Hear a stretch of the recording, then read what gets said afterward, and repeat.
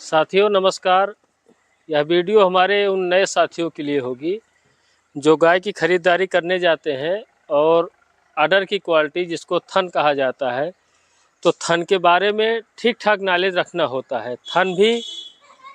थन का डिजाइन भी कई गायों का अलग प्रकार से होता है। उसी में से कुछ गाय होती हैं जिनका झोलाहा थन अगर कहा जाए तो कोई गलत नहीं होता, जिसमें झोल होता है। पूरी जानकारी हम आप लोगों को देने का प्रयास इस वीडियो के माध्यम से करने जा रहे हैं।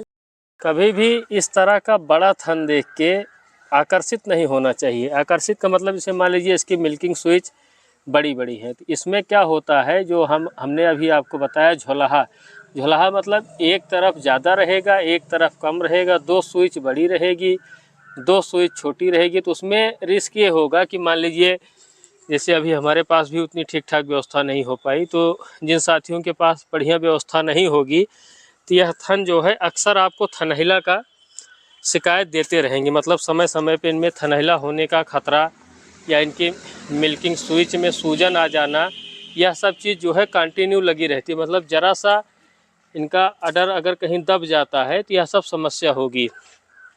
थन हमें साथियों जो भाई हमारा व्यक्तिगत जो मानना है, अभी तक मान लीजिए जहाँ दौड़े धूपे हैं वहाँ से, और हम भी थोड़ा बहुत पशुपालन किए हैं, तो हमें लगता है कि थन अडर क्वालिटी एक स्विच जो हो थोड़ा छोटी रहे तो ज़्यादा सही होती। ज़्यादा बड़ी स्विच और जिसमें झोल ज़्यादा रहता है, मतलब कहें कि समान साइज जहाँ नहीं हो पाती, तो वहाँ पे थनहले का रिस्क ज़्यादा रहता है। अभी एक गाय और है, इसका एक बार आप लोग अडर क्वालिटी देखिए, बाकायदा देख सकते हैं कितना इसमें अनबैलेंस है। मतलब इसका बैलेंस ठीक नहीं, एक तरफ कम है एक तरफ ज़्यादा, कुछ स्विच बड़ी है कुछ स्विच छोटी है। तो ये सब गायें समय समय से शिकायत आपको देती रहेंगी। ज़रूरी नहीं है गंदगी की वजह से ही हो, जहाँ भी थोड़ा बहुत रख रखाव में कमी किए या इनके बैठने में ज़रा सा भी असंतुलन हुआ तो तुरंत यह शिकायत दे देंगी थनैला से संबंधित। चाहे मिल्किंग स्विच में सूजन आ जाए या दूध निकलने में, तमाम प्रकार की समस्याएं ये देती रहती हैं।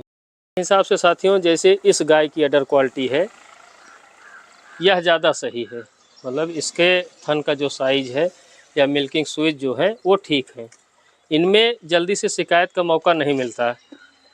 और जो अभी हमने आपको इससे पहले दिखाया जिसमें झोल था, तो झोल वाली गाय शिकायत देती हैं, लेकिन ऐसी गायों में थनहला से संबंधित या मिल्किंग स्विच डिस्टर्ब होना ये सब समस्याएं नहीं आती, क्योंकि आप लोग देख सकते हैं इसका अडर जो है चारों स्विच लगभग सेम है और कहीं कोई ऐसा असुविधा नहीं है, झोल भी नहीं है, और जो इसकी मिल्क कैपेसिटी है वह पूरी और ढंग से देती है। मतलब रख रखाव मान लीजिए थोड़ा कम भी हो जाएगा या जिसको मैट वगैरह कहा जाए, आधुनिक व्यवस्था कम भी रहेगी, तो उसमें भी आराम से रह लेंगी, शिकायत नहीं देंगी। लेकिन जो इससे पहले अभी हमने वो वाली गाय दिखाया, तो सब गाय आपको समय समय से शिकायत देती रहेंगी ज़रा सा सुविधा हुई तो। इस हिसाब से यदि मिल्किंग स्विच रहे, भाई हमारा जो व्यक्तिगत मानना है, बहुत सारे हमारे साथी हैं जो कि ठीक ठाक उनको अनुभव होगा, ठीक ठाक नॉलेज होगा, लेकिन हमारा जो अभी तक अनुभव है, क्योंकि पशुपालन हम भी किए, हमारे घर पे हुआ है, तो इस प्रकार की जो मिल्किंग स्विच रहती हैं वह शिकायत नहीं देती हैं या कम देती हैं कहा जाए। और बहुत बड़ा अडर देख के, बहुत ज़्यादा झोल झाल देख के तो उसमें नहीं फंसना चाहिए। साथियों छोटी सी वीडियो बनाए थे गाय की खरीदारी से ही संबंधित, तो वही कहते हैं जैसे कई बार होता है, मान लीजिए हमको भी नहीं नॉलेज था, लेकिन किसी चीज़ को जब आप देखते रहते हैं और धीरे धीरे उसको करते रहते हैं तो उसके बारे में अनुभव या जानकारी होती रहती है। तो वही हम इस पे विचार किए। जैसे एक गाय जिसको हमने आप लोगों को दिखाया, उसका थन झोल था, बड़ा था, साइज थन की बड़ी थी, मिल्किंग स्विच बड़ी थी, तो उसमें शिकायत आ रही थी। लेकिन ये जो अभी हमारे यहाँ पीछे गाय खड़ी है इसके बारे में भी बताया कि इसका अडर क्वालिटी ठीक ठाक है, मिल्किंग स्विच ठीक है, बहुत बड़ी नहीं है, तो इसलिए इन सब गायों में ज़्यादा शिकायत नहीं आती है।